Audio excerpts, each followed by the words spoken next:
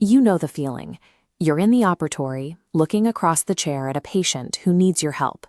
You do excellent clinical work, walk them through their options, and wait for their decision.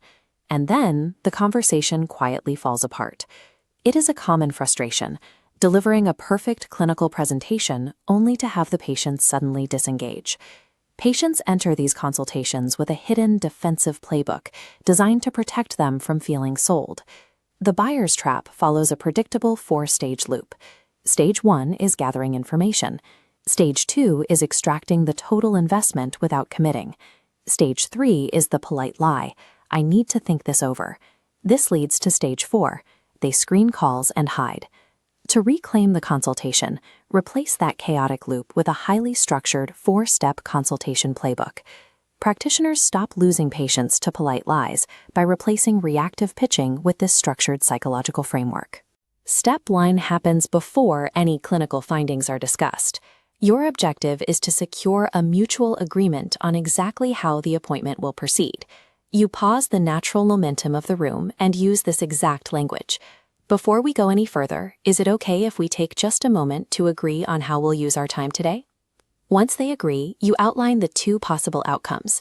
Either you find a clean bill of health, or instead you locate a specific issue that requires a clear recommendation. This is where many practitioners trigger a patient's defenses by using high-pressure fear words. To keep defenses down, you must strictly replace these trigger words. You never offer a deal, and you never ask for a contract. Instead, you present an opportunity and establish an agreement.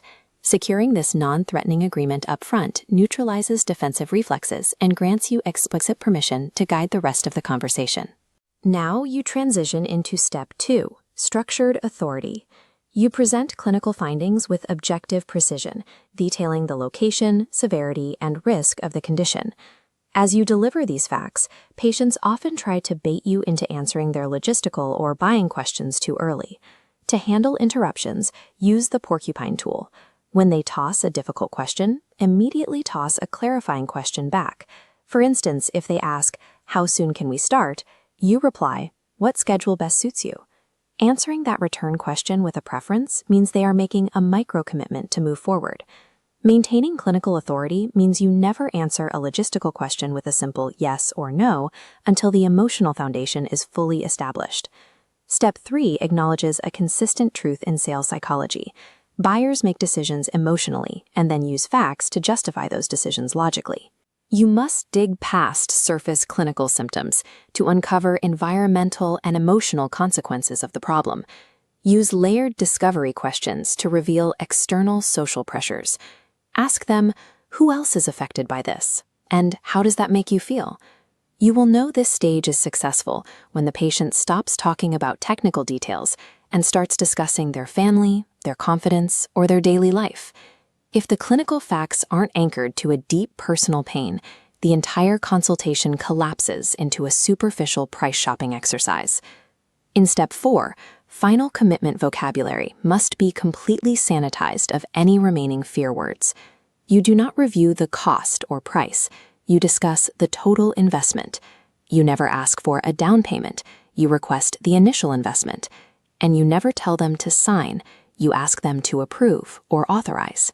With the vocabulary corrected, you ask for the final commitment based on the previous agreements. Based on everything we've discussed, are you ready to move forward with a solution today? Then you stop talking.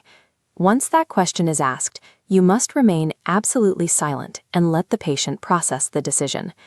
If they break the silence with, "I need to think it over," validate their interest first, acknowledging they wouldn't hesitate at all unless they were seriously interested. Then you isolate the true objection by politely asking if the hesitation is about the service itself or if it is about the money. A clean close is the natural, frictionless result of completing the preceding 3 steps perfectly. This framework provides a clear path through every consultation: the upfront agreement, structured authority, emotional discovery, and the clean close. Executing these steps effectively requires a specific professional mindset. Even the best scripts fail if delivered without conviction or applied inconsistently. This forms the triangle of success: where technique must be supported by both a disciplined routine and a sincere belief that your recommendation is good for the patient. Combining empathetic discovery with structural discipline allows practitioners to reclaim control of their consultations and neutralize the buyer's trap.